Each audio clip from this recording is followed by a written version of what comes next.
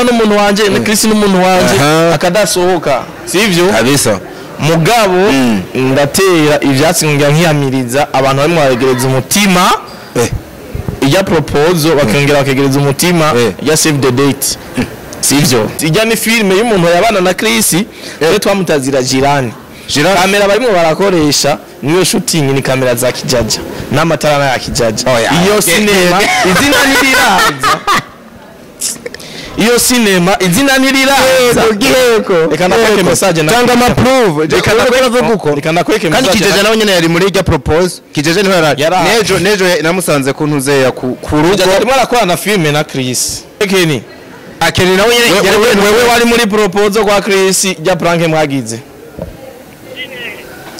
ijya proposal mwagize amagendo turi live mu kiganiro ari miliyoni 2 mwariye uri hehe uri kiganiro warariye miliyoni 2 nagusomeshe uvuge ukuri uzi biri yarishwe City Hotel kuri jya proposal nangahe uri mu kiganiro wewe umujinga ke vugisha ko arakwira na miliyoni Chris sikikintu nyama nabene barimo barahuza mu no mwanya urazi ko yama mwataka mubwira nawa mutukira yaranavyemanze mu kiganiro kwakoranye ngo bapfa Honera ntibapfa Honera bapfa ubutandero nibwo bapfa nabe en fait Honera we yaragiye kandi Honera kugenda kwiwe nta kamaro naka nyama yabigizemo kuko Honera na nyama nta ma project meshi barakorana urunera muntu mwe mwarasora na cinema ni kwa kuri wiyegereza umuntu kubera petete byashobora kuba gufasha mu buzima busanzwe nimba agenda kwa Honera kajya bagasokana kamugurira ivyanywa urumva niyo shagenda kumutuka ariko nyamuri ko navuga yagirizwa kwiba abakinyi aberi na arafise team nico nanje nibaza oya abere ashobora kuba bivuga mu iyo mvugo ashatse kubabarira amatwi mugabo nyama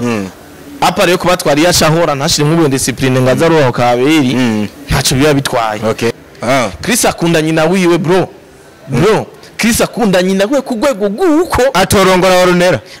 Honera nyina watabizi oya rega Honera barakunda na Chris mugabo bijya niyo biza kuba twari kubona reaction ya nyina wa Chris uramaze kubona ifoto ya nyina wa Chris ari kumwe na Honera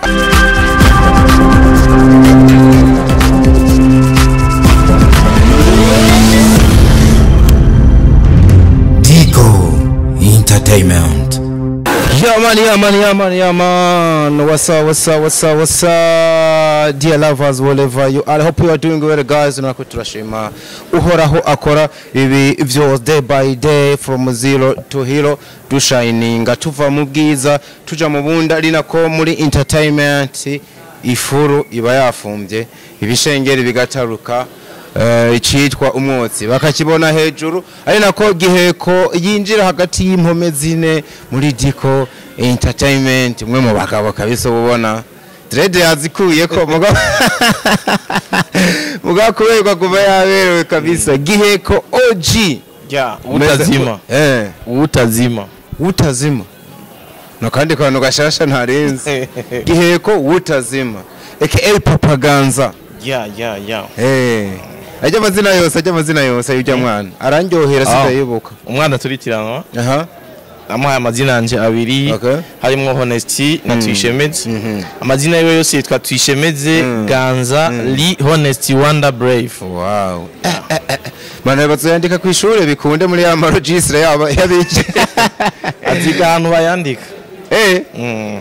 mubaramaze no guplaninga uburyo usige twiyemera ko ndabasumbye itasivile anose muhagurutse ngo Diko amede mukavuga abasore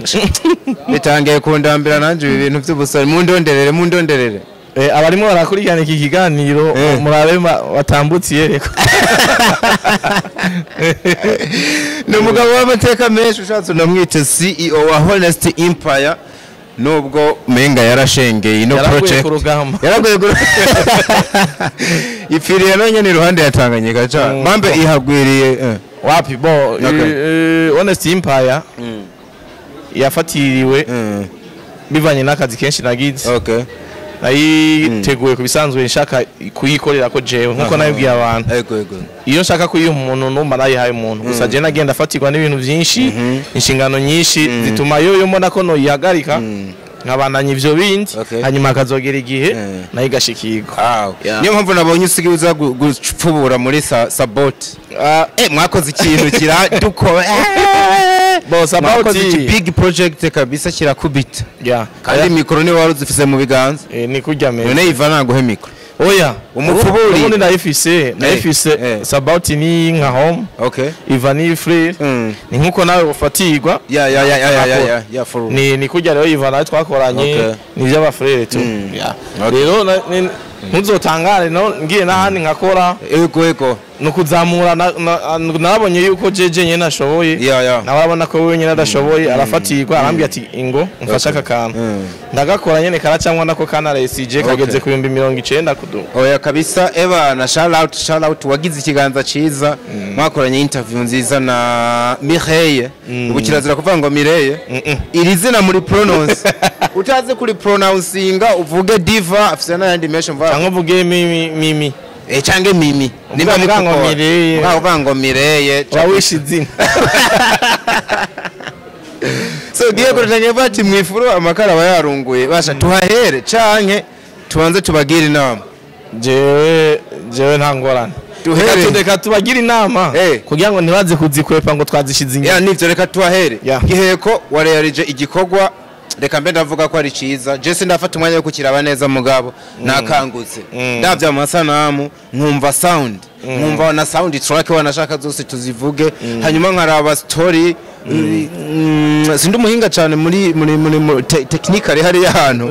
mugabo ifilme yanditse neza jemba ndayibona urukurikirane rwa filme script casting nziza shout out to you musaza impamvu mba numva no gukeza nuko ino project namaze kumenya yuko hasi hejuru uyifise mu biganza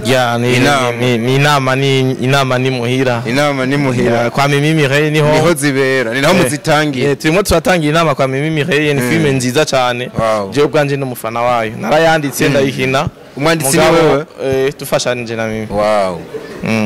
Jesse niko ni gikoko jewe seko mengo hisuka twengaga gihe twafasha sindabitwenze grand nemwe mengo ragatwenga birananditse ko yuko babikoranye Mimi Mireille ni umuntu wo gushigikirwa kandi nanje n'umuntu wo gushigikirwa na Mimi Mireille kugira ngo carrière yanje gende fresh ni filme nziza ifite histoire nziza ikoma ku mama misore inkumi vyose rero umuntu wese vraiment namutumira kuraba ifi ariko geko uri mu bantu bakunda simvuge ngo gutyoza ahubwo gutora utunenge ibikorwa by'abandi sinabibi mu gihe bikozwe mu nzira nziza je nahise nibaza ikintu byihuta nundi yo kwibaza ese filme yiwanyu muzanye nakaye kabijya kandi tekeye isumbije izindi kugira nawe ntabwo utogwa inenge nkuko zitora abantu oya gutora inenge ni fresh umuntu ashobora kuzona ntora amanenge menshi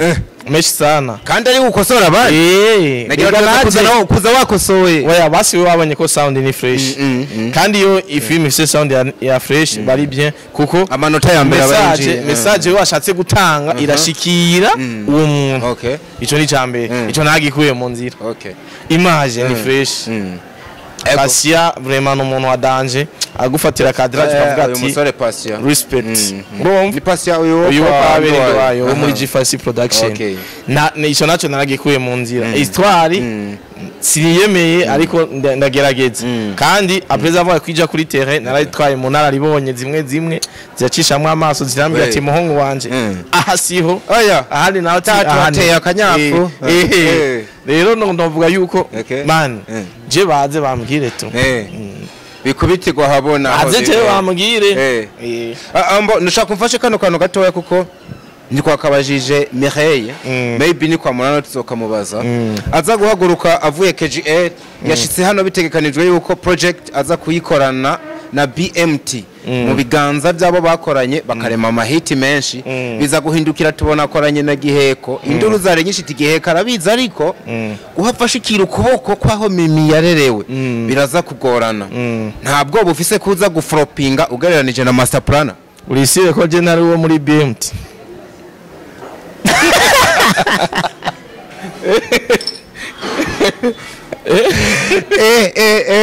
akakana oya reka nishyure kw'icyo kibazo ni bon sivyo ako je nari nzi y'abagabo babi mugabo BMT zigiye mbona abantu ari benshi ushobora kumenya n'umuryango wagutse umuntu wese afise impano aba mu Burundi ni habari aba mu BMT kuko BMT ni Burundian Movies and Talent kandi jewe ndi Murundi ndakina movie kandi ndafise talent ndi mu BMT kweli na batonyakira ndipanze basakazi ariko ico novuga ku ivyo Mimi yavuye KGL iyo projet ya BMT sinzi irahari yari hari koko uciremo no kuri page yabo bari banditse ikintu gisa no kumuha welcome banavuga ko hari ibintu bagiye gukora irahari Jenny tubwo ntiwa bakubise kuntu oya nta iyi projet inama nta kintu yishe kuri projet za Mimi hawugira congeyeko peut-être iyo ikabikiri mu ziko igitegurwa ikazoza isahiriza inama canke isahirizwa n'inama ariko irahari kandi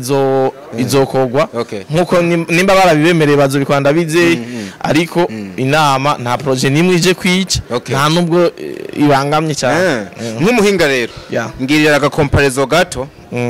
ka Mimi ariko arabonekana mu bikorwa bya BMT na Mimi agiye kubonekana mu bikorwa byiwe mugabo giheko yashizemo ukuboko cyose ni comparing gato wabonye special thanks harimo GN Films kwa Sabasi harimo BMT Buja harimo na G4C Production nta hantu yavuye hajya nari kwa giheko manye ni kwa Mimi special thanks barazibonye ni BMT ni GN Films ni G4C Production nukuvuga wewe niba ndavyumva waje nk'umwunganizi ntiwaje nk'uje kurema ikintu gisa no kwicamwe ibice nta n'ikintu gishasha bwonzanye yanzanye inama tu kandi natagishasha inama kubako oya urumva gishasha gihari nuko ni filme twakoze dufise experience ya Mimi kuva mu Rwanda urumva Mimi yazuye filme nyarwanda mu minsi yamaze ako aragezeyo bakubita umuriyoni mu minsi ngahe baravuga mu Burundi kazi n'igihego urumva yuko mu Burundi kazi yagiye kuzura filme nyarwanda kandi yagiye kuzura mu mahanga natwe yacu tarazuka neza rero reka ni inama izure filme tubananize mwuko kuzura nyene niyo yindi ya BMT izo ziremwo biguma refresh nta bintu bishasha giye kuyozana birenze vya Mede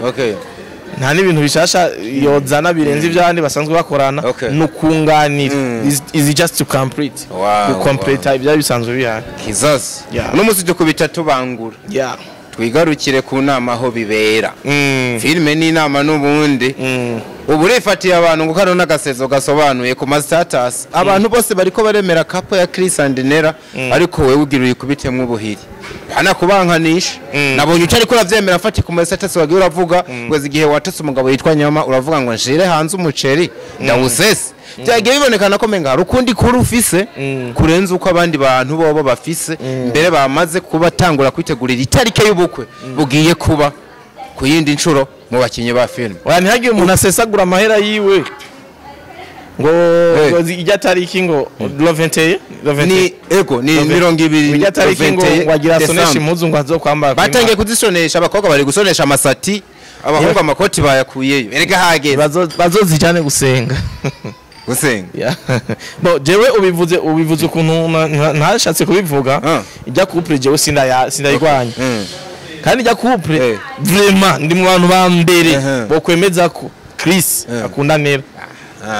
Chris akunda Nera cyane kandi ndi mu bantu ba mbere bo kwemeza ko Nera akunda Chris urakoze cyane naho nashaka tudugire tuvunyemera ijya couple ko yemera kwihara yemera sana kandi ndabakunda couple ya mbere nemera mu makouple hari bataragira mariage canke dote na predote kuko iya iva wewe twaragize predote twaragiye kugira predote mwagiye he iwo mugore twagiye umugore kumafoto ivyo ntaceka tu iva yagize predote no mu papa ni mu oya ntaragera kuri ko mu papa gewe ku basi no mu na etat civile oya ariko basi yagize choice ntaceka tuvuge ko n'umusore yahisemwo kwa se bukwe baramuzi baya nica gusumbije rero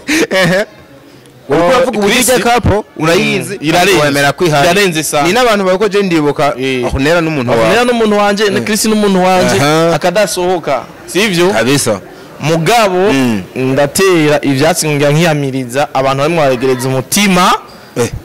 ijya proposal bakongera bakegereza umutima ya save the date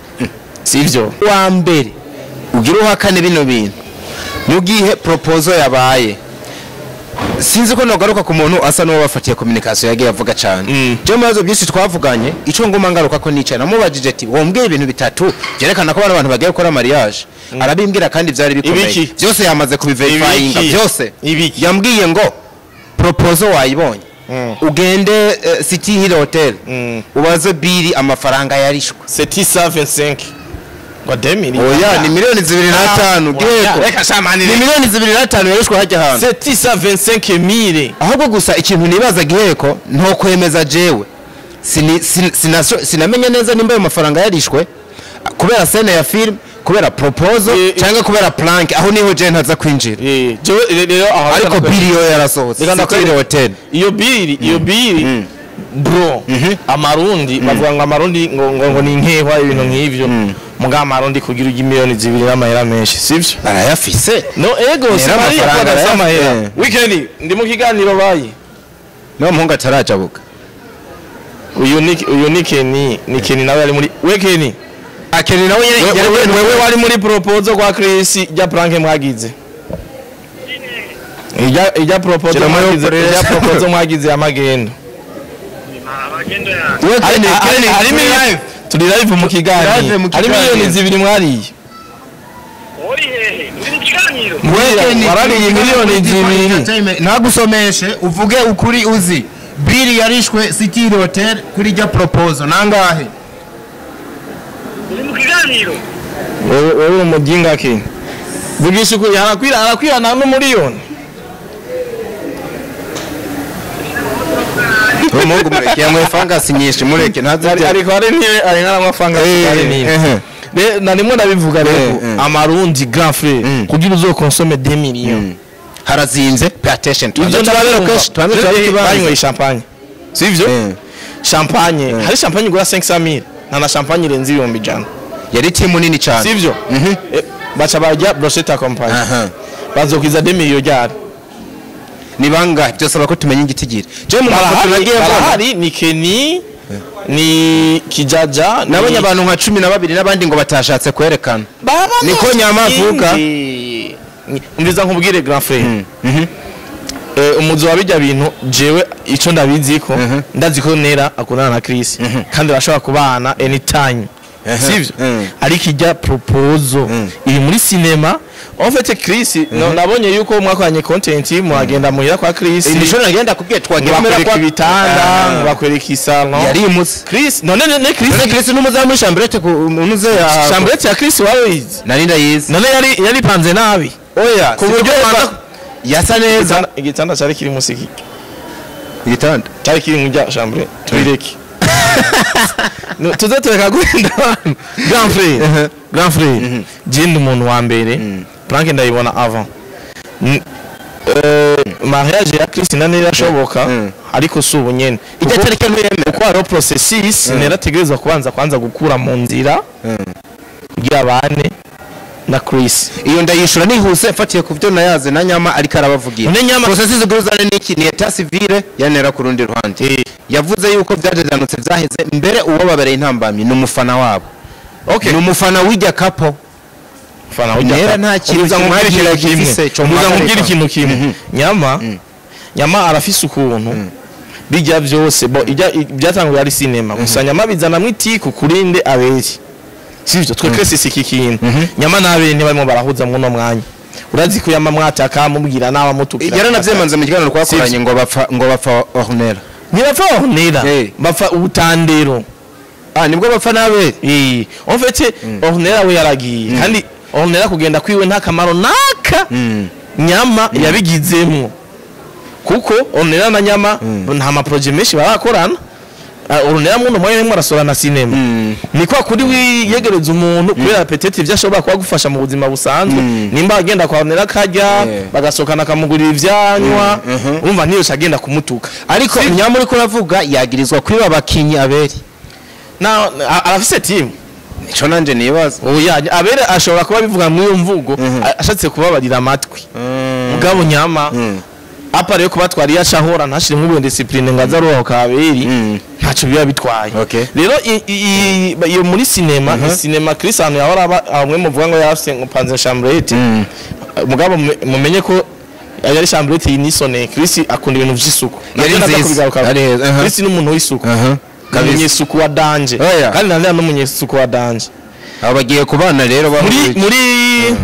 cinema ya Nera yarakinishije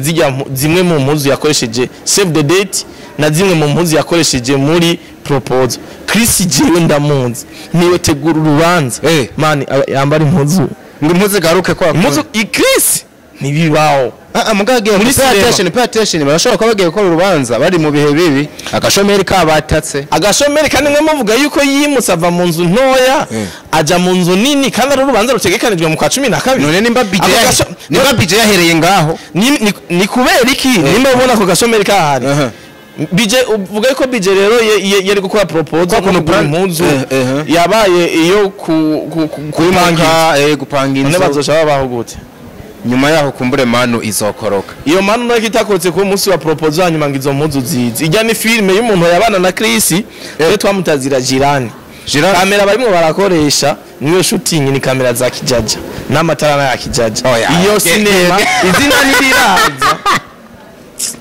iyo cinema izina niriraza giheko reka nakweke message na tanga ma prove reka nakweke kandi kijeje nawe nyene yari muri irya propose kijeje niho yarari nejo namusanze ku ntuze ya ku rugo arimo arakora na filme na Chris kuri porte soulier ndiko ndasubiza ubwenge inyuma côté plus souvent ndasubiza ubwenge kuri porte soulier yo kwa Chris harimwo ibirato by'abakobwa ariko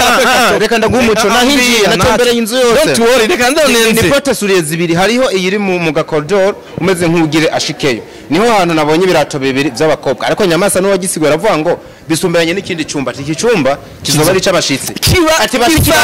ngirize tinabashiki ba Chris bashobora kuza bakashikira niho baba none ivyo ndabikubwiye nabonye amasaha namaze ntabo nigeze mbona tekizi ni nabajya wabonye kwijya save the date bambe kwijya proposal nibo bari bahari Chris akunda nyina wiwe bro Chris akunda nyina we kugwego guko atorongora warunera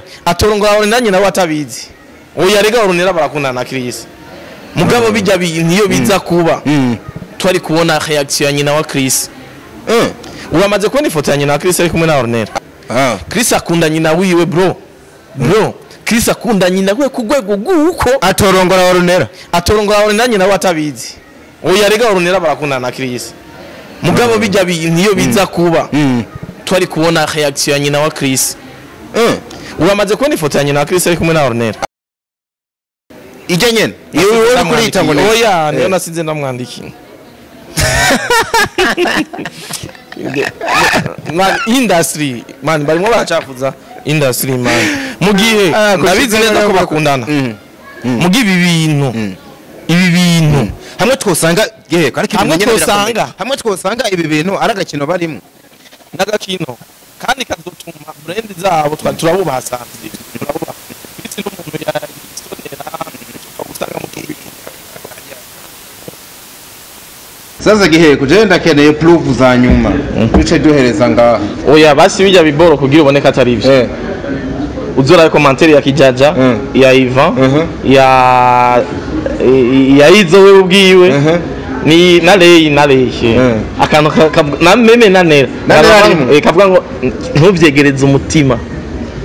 bisigura bariko baraburira abantu ngo ntibafate nk'ukuri bijya bintu birabaye ariko ntimuvyegereze umutima bishobora kuba atari ivyo asante sana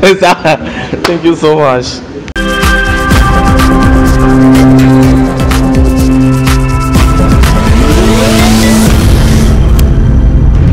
Dico Entertainment.